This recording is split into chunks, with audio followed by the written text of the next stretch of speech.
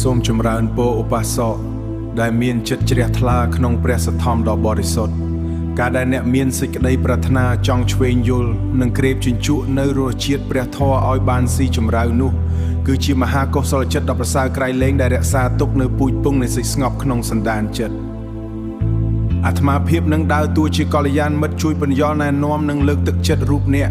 នៅក្នុងមេគានៃការបដិបត្តិធម៌នេះតាមលំដាប់លំដោយតាមគោលការណ៍នៃព្រះពុទ្ធសាសនាដូចតទៅសត្វលោកទាំងឡាយដែលអន្ទោលទៅក្នុងវាលវុធដ៏សង្សារនេះតែងតែរត់ខ្វាយខ្វាត់ស្វែងរកសេចក្តីសុខ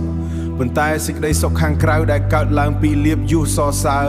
និងសុខវេទនាតាមផ្លូវលោកគឺជារបស់មិនទៀងទាត់មានសេចក្តីប្រែប្រួលជាធម្មតាព្រះសម្មាសម្ពុទ្ធជាបរមគ្រូទ្រង់ត្រាស់សម្ដែងថាសេចក្តីសុខពិតប្រាកដមិនមែនកើតឡើងពីការដេញតាមបំពេញបំណងនៃកិលេសនោះឡើយគឺកើតឡើងពីការទូមានចិត្តឲ្យស្ងប់រងាប់ចាកអស់កុសលធម៌ទាំងពួងការស្ងប់ចិត្តដោយសមាធិគឺជារឿងល្អប៉ុន្តែវានៅមិនទាន់អាចកាត់ឫសគល់នៃសេចក្តីទុក្ខបានដាច់ស្រឡះនៅឡើយទេព្រោះកាលណាចិត្តចាក់ចេញពីសមាធិគេនៅតែអាចមានសេចក្តីក្តៅក្រហាយដោយសារកិលេសដែរដើម្បីមើលឃើញសភាវធម៌ទាំងឡាយទៅតាមការពិតអ្វីទៅជាការពិតនៃសត្វលោកអ្វីទៅជាការពិតនៃសត្វលោកគឺត្រៃរួមមានដែលរួមមានអនិច្ចំភាពមិនទៀងទាត់ទុក្ខភាពជាទុក្ខទ្រាំបានណានដោយកម្រនិងអនត្តាភាពមិនមែនជាតួខ្លួនមិនអាចបញ្ជាបានដើម្បីឲ្យការបដិបត្តិព្រះធម៌ស្រូវទៅក្នុងសន្តានចិត្តបានជ្រាលជ្រៅឧបមិនត្រូវបែងចែកពេលវេលារវាងនិងពេលរស់នៅនោះឡើយពោលគឺត្រូវធ្វើឲ្យជីវិតប្រថ្ងៃទាំងមូលคล้ายជាការបដិបត្តិធម៌ការងារដែលអ្នកកំពុងធ្វើ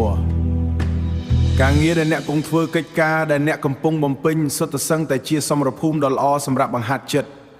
នៅក្នុងការរស់នៅនិងការប្រកិច្ចការងារឧបសគ្គតែងតែជួបប្រទះនៅលោកធម៌ទាំងពៅគឺមានលៀបអត់លៀបភ័ក្រមានយុះអត់យុះ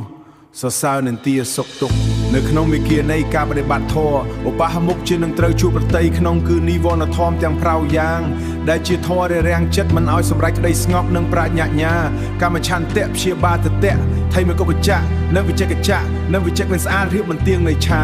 ចូលជុំម្នាក់ដោយការចម្រើនភាវនាបស្រឡាញ់រត់ដល់សត្វលោកទាំងអស់ដែលគ្រប់គ្នាក៏ចង់បានដីសុខនិងខ្លានសេចក្តីនិងខ្លាចសេចក្តីទុក្ខដូចជាយើងដែរគ្មាននរណាម្នាក់អាចជំរះចិត្តអ្វីឲ្យសុទ្ធបានឡើយក្រៅពីកាយបានពុតតម្រង់ដោយខ្លួនឯងក្រៅពីកាយវិចារចិត្តដែលយើងបានពុតតម្រង់ដោយខ្លួនឯងចូលមានសេចក្តីក្តីអត់ធ្មត់និងសេចក្តីព្យាមដ៏មុតមមអាត្មាភាពសុប្រសិទ្ធពជ័យសិរីសួស្តីនិងកម្លាំងប្រាស្មាញ្ញាស្មារតី